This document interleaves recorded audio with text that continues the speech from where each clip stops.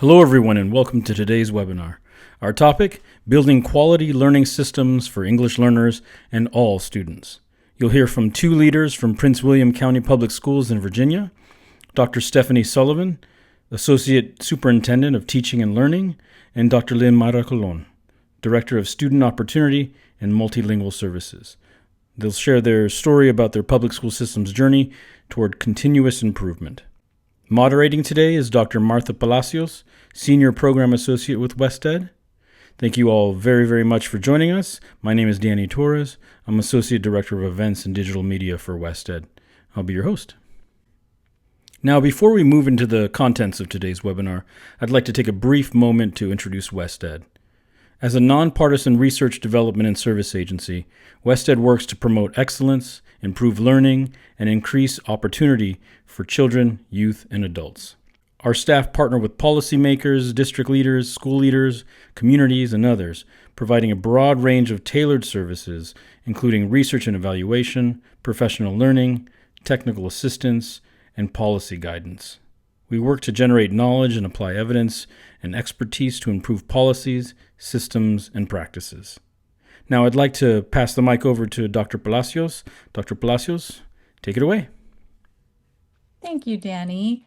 Welcome, everyone. My name is Martha Palacios, and I'm so glad you could join us for Building Quality Learning Systems for English Learners and All Students, featuring Prince William County Schools. This webinar is being brought to you by the English Learner and Migrant Education Services team at WestEd, which works to advance outcomes for multilingual learners and migratory students by supporting high-quality teaching, programming, leadership, and student success. ELMS, as we are known, is home to quality teaching for English learners. Our time today will consist of some brief introductions, a few important facts about the prevalence of English learners in the U.S. today, an explanation of how we at ELMS think about building quality learning systems, a brief overview of the elements of an English learner program review, and finally, the work that's being done to build quality learning systems in Prince William County schools in Prince William County, Virginia. After hearing from our invited speakers, Dr. Stephanie Soliven and Dr. Lynmara Colón, we'll invite you to participate in a Q&A. All right, once again, my name is Martha Palacios, and I'm pleased to be your facilitator today. I'm a Senior Program Associate with English Learner and Migrant Education Services at WestEd, where I work with school districts to improve their systems and services for English and multilingual learners. It is my pleasure to introduce today's guest speakers. Dr. Stephanie Soliven is Associate Superintendent for Teaching and Learning in Prince William County Schools, where she focuses on expanding student access to accelerated programs, robust support systems, and flexible learning pathways. Dr. Lynmara Colón is the Director of Student Opportunity and Multilingual Services at Prince William County Schools, where she leads a comprehensive program supporting over 20,000 English learners and various federal programs. Welcome to both of you. We're here today because we care about English and multilingual learners, who currently make up about 10% of all K-12 students in the country. On the next slide, we have a map of the United States that shows us the distribution of English learners across all states in the fall of 2021. What this shows is that English and multilingual learners are everywhere. The states that are shaded in navy blue had English learner populations that exceeded 10% of the entire student population in the state. Those states include California, Texas, Illinois, Hawaii, Alaska, Washington, Nevada, Colorado, New Mexico, Massachusetts, Rhode Island, Delaware, and Maryland. The states with the smallest proportions of English learners, less than 3%, include Montana, Wyoming, West Virginia, New Hampshire, and Vermont. All the states that I didn't mention have populations of English learners that are anywhere between 3 and 10%. One concerning statistic by the U.S. Department of Education is that in school year 2021-2022, the median state level percentage of long-term English learners who remained in EL status after 5 years was approximately 30%.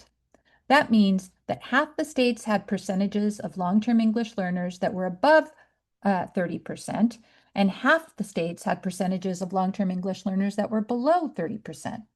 In fact, in the 4-year period from school year 2017-2018 to school year 2021-2022, the long-term English learner rate increased in 39 states, whereas the rate decreased in just 8 states. Given this alarming trend, we can't afford to just focus our efforts on improving what's happening in the classroom. If we really want to reverse growth in the number of long-term English learners across the country and move students to proficiency, we have to examine what's happening at the level of the education system as a whole. Which brings us to the topic of today's conversation, building quality learning systems. When we think about learning systems, it's helpful to think in terms of an ecological perspective. In other words, what are the ecological factors that need to be in place in order to support students' growth? Absent the right conditions, a student's surroundings may not lead to quality learning opportunities and student success. At the heart of the schooling ecology is the student. Everything else, the teacher, the school, the programs that are offered at the district, all of that exists in the service of providing the student with quality learning opportunities. The next slide illustrates in a more concrete way how we think about a school system ecology. At the center in dark blue is the classroom, referred to here as the microsystem. This is where the student is exposed and interacts with a variety of environmental factors, all of which impact quality learning opportunities. The expertise of the teacher, the student's relationship with other students, the particular pedagogy that is employed by the teacher, etc. All of this is influenced by and interacts within the school or mesosystem. This mesosystem houses another set of ecological factors: school administrators and their expertise, instructional coaches if they're available, school climate, and others. The mesosystem and microsystem are in turn supported by the exosystem, which are all of the district structures, policies, and resources that sustain classrooms and schools. And so it is not simply the classroom that influences the extent to which a student experiences growth in language and academic development. A student is, in fact, a product of the entire ecology. The key question for educators then is, how do we know if we have the conditions that are necessary to enable quality learning opportunities for English learners and all students? Our guest speakers from Prince William County Schools, who you're going to hear from in just a minute, came to us with this very question. So the ecological model I just described informed the type of data we collected and analyzed in our review of English programs and services in Prince William County. And that is what is on the next slide. Among other things, we looked at English learner performance on state and local assessments, the learning opportunities for English and multilingual learners as observed in classroom visits. We looked at professional development and collaboration opportunities available to educators. We looked at special programs, services, and resources available to special populations of English learners. We examined teacher attitudes and beliefs about English learners, administrators' perceptions of the system's strengths and weaknesses, and family outreach and engagement opportunities. States and other service providers offer similar services as what I've just described, but our service is different in that we offer a collaborative review. That is, we work with a team of administrators and teacher leaders to build a vision of what quality instruction for English learners is, which then allows the district team to recognize and promote quality instruction even after our review is finished. We also work with school districts to develop their understanding of the strengths and weaknesses of their current program. And finally, we work with district leadership to co-construct actionable recommendations for system-wide improvement. I've just shared a little about the approach we took in our review of programs and services for English learners in Prince William County schools. What I'd like to do now is have a conversation with Dr. Stephanie Soliven and Dr. Lynmara Colón, our valued partner from Prince William County Schools. Dr. Soliven, congratulations on finishing the school year. Hello. I know you've been extremely busy this year reconfiguring your system to better serve English learners and multilingual learners. And I wonder if you could start just by telling us a little bit about your district and its size, where you're located, and who your students are.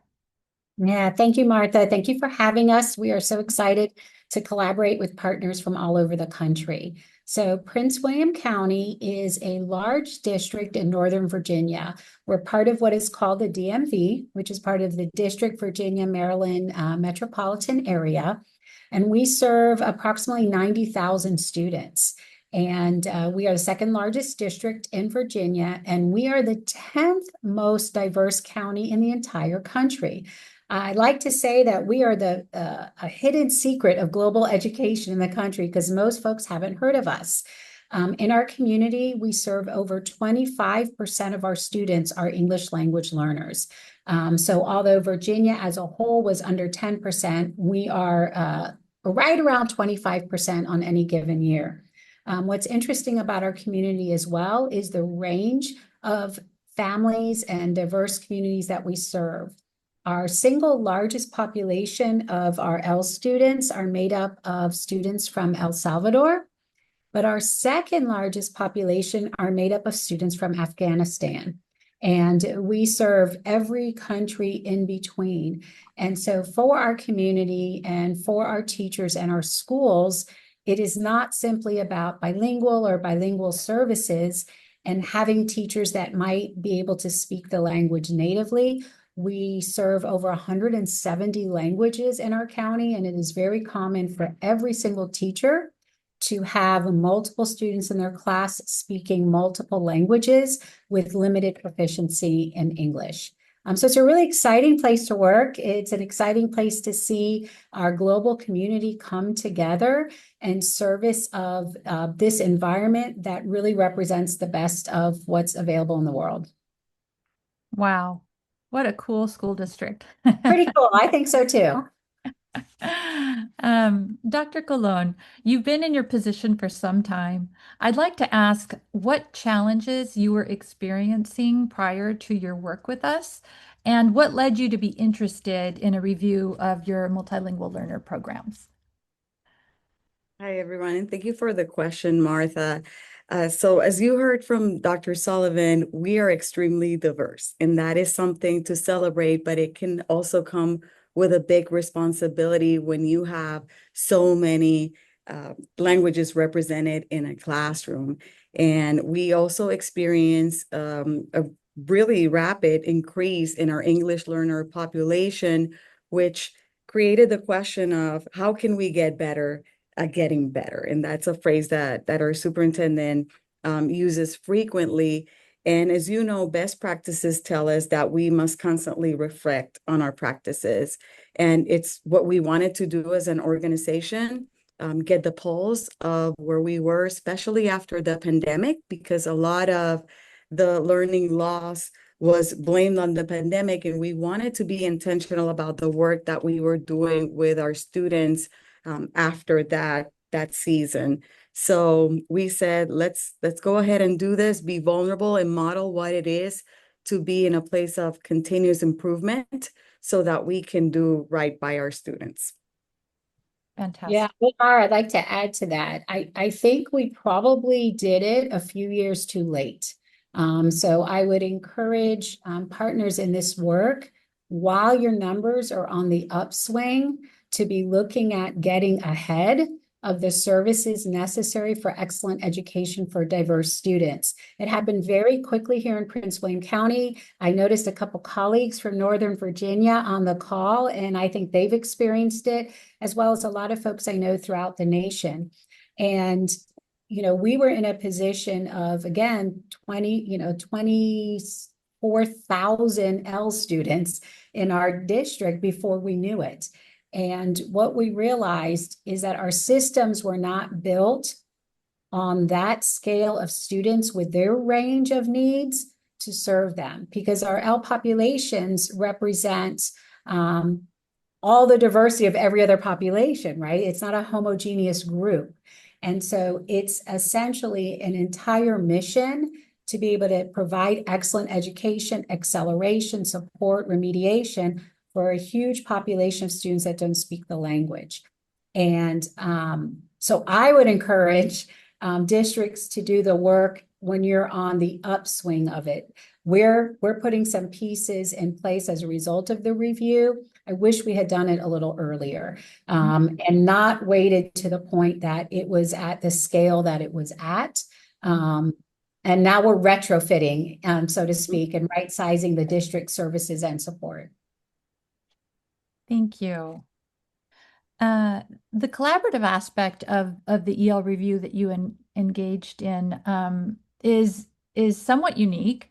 We asked you to participate with us when we came in, we meaning West Ed came in and visited your classrooms. What did you gain from participating in a collaborative review? What did being our partners in the classroom visits allow you to see that you hadn't been seeing yet?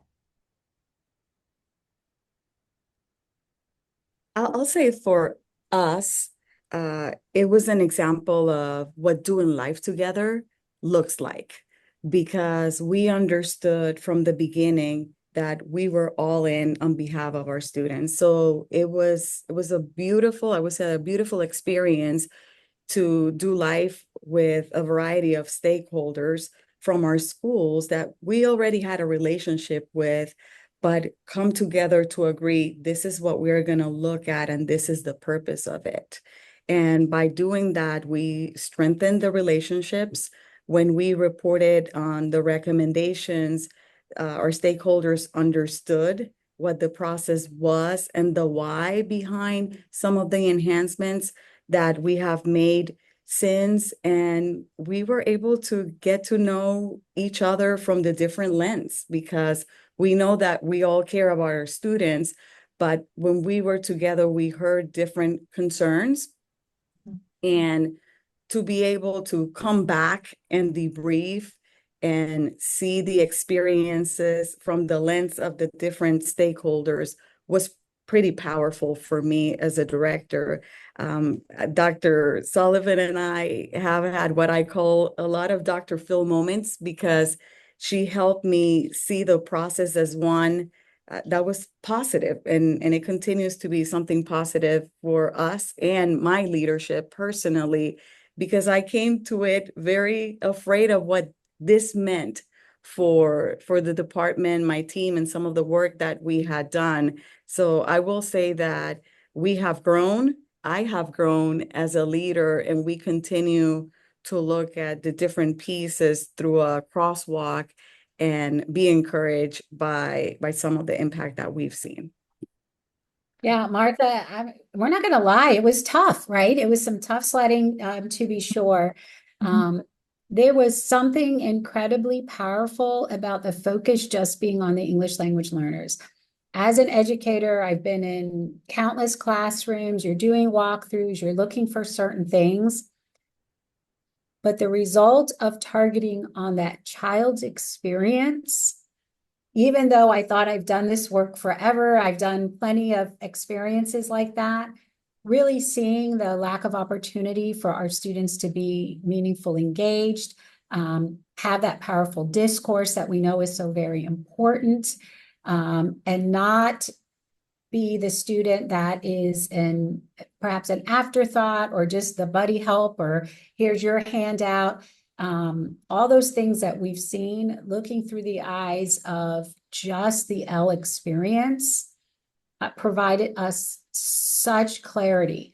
And to Dr. Colón's point, we had a lot of moments where we really had to wrestle with our disappointments, because we're all used to wanting to shine in the work that we've done and take, extreme pride. And we are super proud. Let me be clear about that. Our data is great. But seeing our students not have the experience of their non-L peers really hit home for us. And we had to have a lot of discussions about how we bring about authentic change and meaningful change to change that story, recognizing that it's incredibly difficult. And our teachers are caring, supportive, skilled teachers, but none of us have the ability to manage all those language differences without looking at things in a new way. And so it was tough, but it was good tough. It was right tough of really reflecting on what our kids are experiencing. And we had some very difficult conversations around it that have led to improvements that I think honor the work. Wonderful. What were some of the findings from the review, and what changes did you implement? And if you wouldn't mind also talking about what the impact of those changes were. So findings, what you changed, and what the impact has been. So I'll offer two that come to mind. And all of this we have curated in a multi-year crosswalk that is a guiding document for us. We keep going back to it. Professional learning. We have had a lot of professional learning offerings throughout the years, but it had been very broad to any L learner. And we have been laser focused about the students that we have, not the students that we thought we had, and been very intentional about that. Something as simple as structured conversations. We learn through the review that was an area of need for us. So we have really been intentional about that.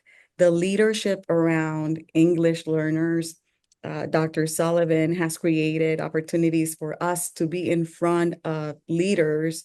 An example, executive cabinet leaders just presenting on what it means to be a leader of English learners, as teacher leaders, leaders of English learners, and school principals as well.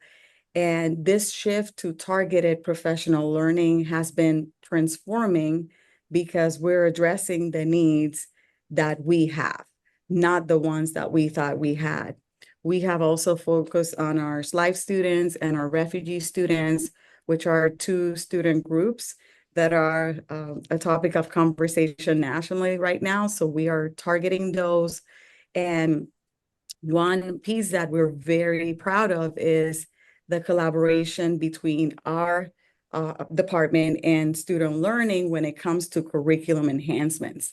So English learners have a strong presence in our units of study where a general ed teacher can see what teacher moves they need to make to support English learners, and ESOL teachers have a dedicated ELD curriculum now that we didn't have before. So those two pieces have had a lot of impact right now because there are resources available for all, and we have made a commitment in that every teacher is a teacher of L's and every leader is a leader of L's. Yeah, I'll add to that. The recommendations, so Martha and the team come and did a board meeting with us and did it in person, which I thought was really powerful. And we debriefed the recommendations and the strategies. That gave me the information I needed to secure more resources.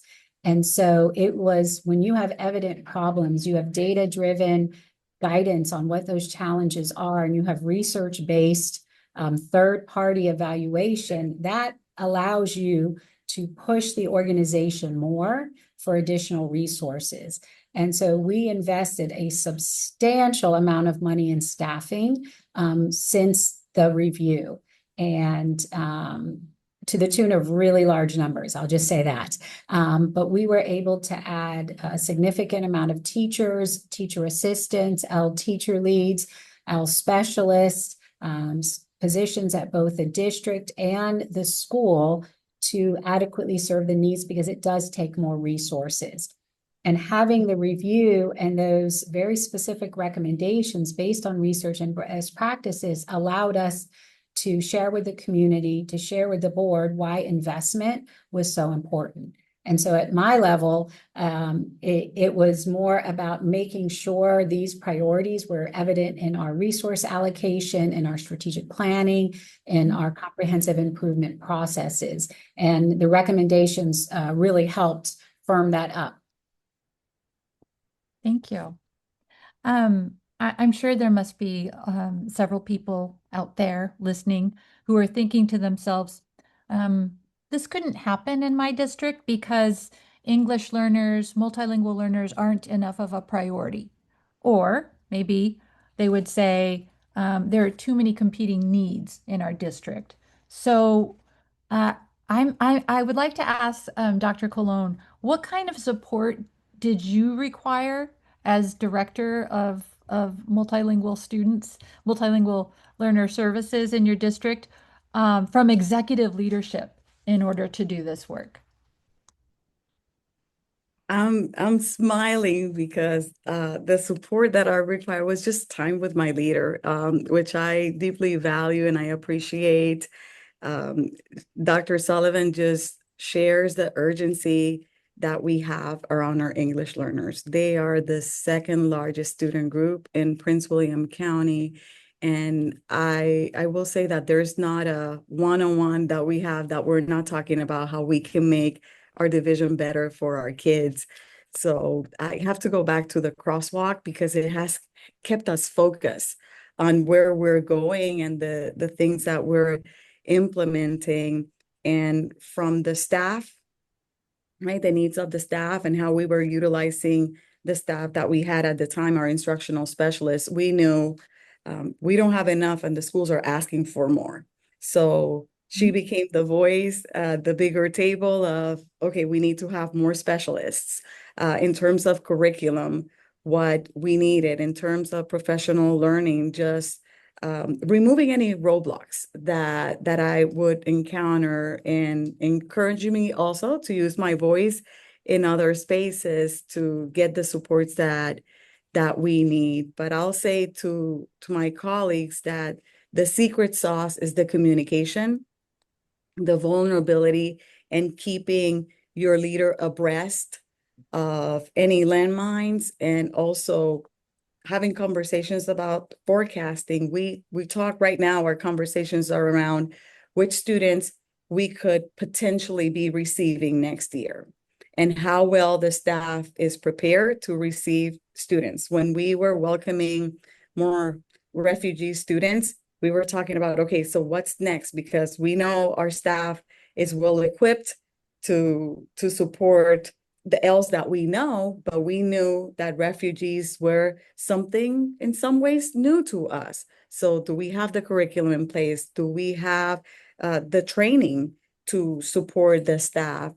So our time is targeted, intentional, and I take advantage of every time that we have together just to let her know where we are so that she can be the advocate that she is at the big table. You know, the person on the receiving end of that, I can tell you the moves that Lynmara has done to allow me to do that. And so one, data. I think it's really important to not only know your data and share it vocally, repeatedly, socialize it, paint the story of the database needs. Every conversation evolves around, what our enrollment looks like. I literally monitor our Global Welcome Center, where they're coming from, what their needs are, what their stories are. Lynn would constantly provide different data analysis on our access data, on student performance in classes. They did an incredible data study on the grades that our Ls are receiving. And it allowed me to then at cabinet level have that discussion about how inequitable the grading practices are. And so knowing your data, bringing that information to the table allows me to then advocate for the resources that are needed. When we added new positions, we did a complex data analysis of not only L students, what year they were in, what their levels were, where they came from, like everything you can imagine. And we were able to parcel that out and demonstrate why we needed these additional positions. And so for the directors or supervisors or whatever the titles are on the call, really painting the picture over and over and over again, to where your person in the organization that can grant these things is as knowledgeable as you are, so that they can, when opportunity presents itself, speak to it and make sure that you're getting those resources for those supports. And so now any space that I'm in and resources are discussed, I am extraordinarily fluent in our story and our needs, because Dr. Colón fuels me with that information. And so I think that's important, because it's really easy to just be frustrated. And I will say, at times people can feel that they're not entitled to more. And those of us that are representing fragile populations, we sometimes accept the way things are and that people are not going to champion the cause. I think it's a trait that happens, and fighting against it with data and advocacy is just really, really important. Absolutely. Yeah. At this point, I'd like to invite you to use the chat feature in Zoom to submit any questions that you have for Dr. Soliven or Dr. Colón. What would you like to know about how they've built quality learning systems for multilingual learners in Prince William County schools that they haven't talked about already? Cynthia asks, what did it look like to see that lack of opportunity that you mentioned? I think she's talking about what you saw when you went into classrooms and noticed a disparity between what instruction or what opportunities English learners were being provided versus what instruction non-English learners were provided. Can you elaborate on that through one example? Sure. One of the activities that we engage in was the student shadowing. And it was so powerful because the stakeholder group that was selected shadow students for about 2 hours. And then we came back, and in a circle, the school leaders, counselors, central office staff, they use words to describe their experience. And for most of the group, it was silent, hiding under the radar. And so we were just sad, because we recognize that there is a silent period when it comes to language. But for some of our students, they had been in our school for a longer period of time. So that's when we realize, okay, we need to do better at structured conversations. We need to plan and allow for more student talk, because that is the only way that they're going to increase in their language development. And then the other piece for me in particular was the family piece. When our families were asked, what were your hopes and dreams for your student? And it was a reminder of the sacrifices that they've made to come into this country so their students could have better opportunities. And so we always talk about that, but to hear families say, I don't care what happens to me as long as my child has a better future, and I'll do anything for that, was a reminder of why we do what we do. That we are creating conditions for a lot of them to break cycles of poverty. So I'll say that those two activities were transformational for us, and something that we're looking to replicate in upcoming years. Wonderful. Rachel asks, since implementing changes to the system in response to the review, have you seen improved outcomes for all students in the district? Have you seen a closing of the achievement gap between English learner and English only students? Yeah, our data is looking really promising. We use a lot of progress monitoring tools throughout the year, where we monitor our students by the various groups. And for our ELA, our math progress monitoring, our science progress monitoring, our L students are actually increasing at a rate disproportionate to their non-L peers. Our end of the year data isn't in yet, so I can't speak to our official testing data, but our progress monitoring data is good. Something I want to add to that we haven't spoken about, one of the other areas we progress monitor is our L students in accelerated programs. So we are monitoring, tracking the percentage of L students in dual enrollment, AP, IB, Cambridge courses. And we have nearly doubled that percentage this year, and the students are persisting.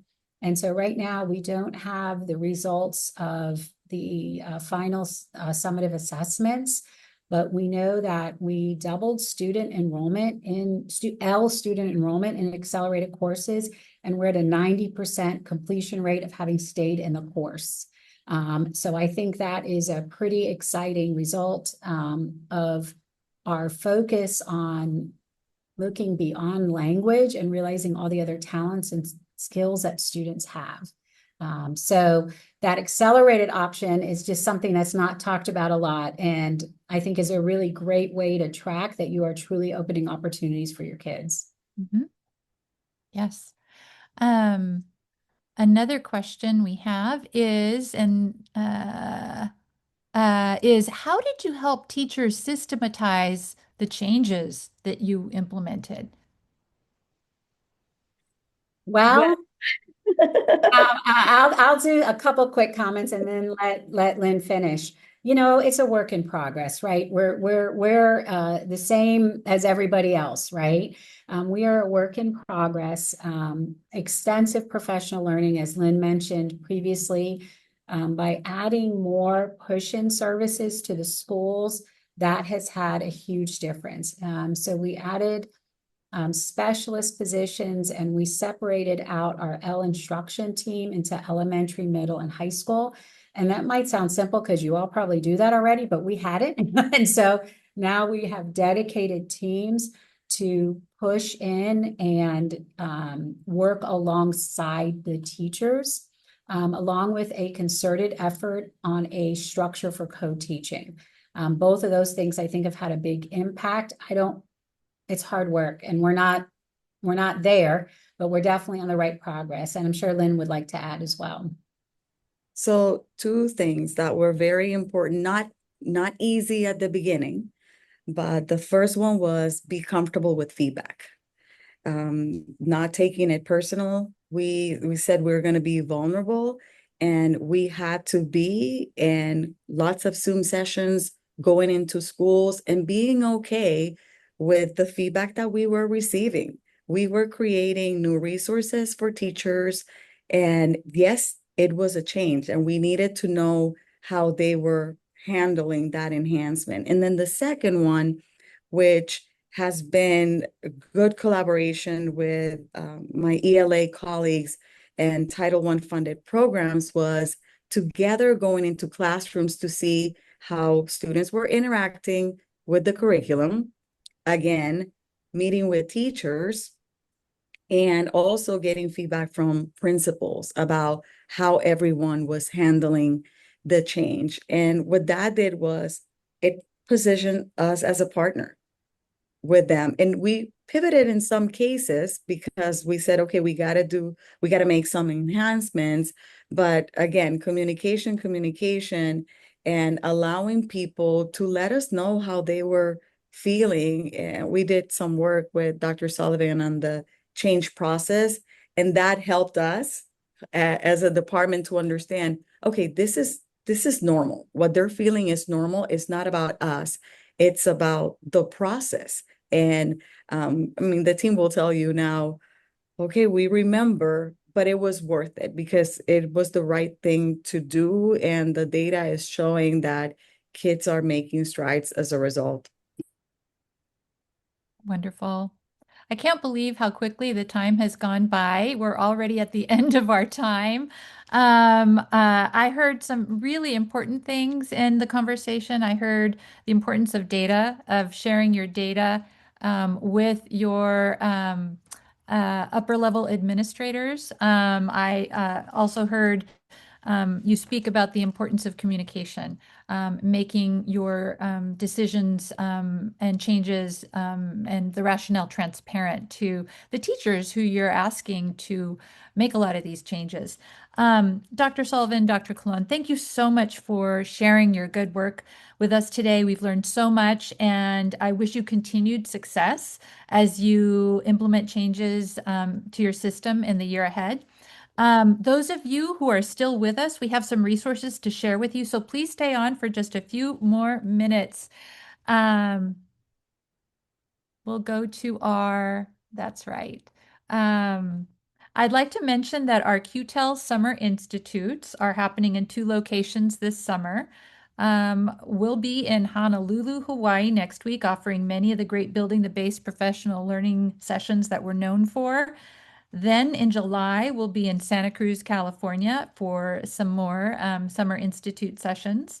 For more information about these professional development institutes, please visit our website at www.qtel.wested.org or use the QR code on your screen. And with that, I will turn it back to Danny. Thank you, Dr. Sullivan, Dr. Colón, and Dr. Palacios for a great session today, and thank you to all our participants for joining us. We really appreciate you being here. For those of you interested in learning more about the English Learner and Migrant Education Services at Wested, visit us online at wested.org/ELMES. And feel free to reach out to Dr. Palacio via email. If you have any questions about the work we discussed today, you can reach her at mpalaci@wested.org. Again, that's mpalaci@wested.org. And finally, you can sign up for Wested's email newsletter to receive updates. Simply subscribe online at wested.org/subscribe. Or you can scan the QR code displayed on the screen here. You can also connect with us on LinkedIn and Blue Sky. With that, thank you all very much. We'll see you next time.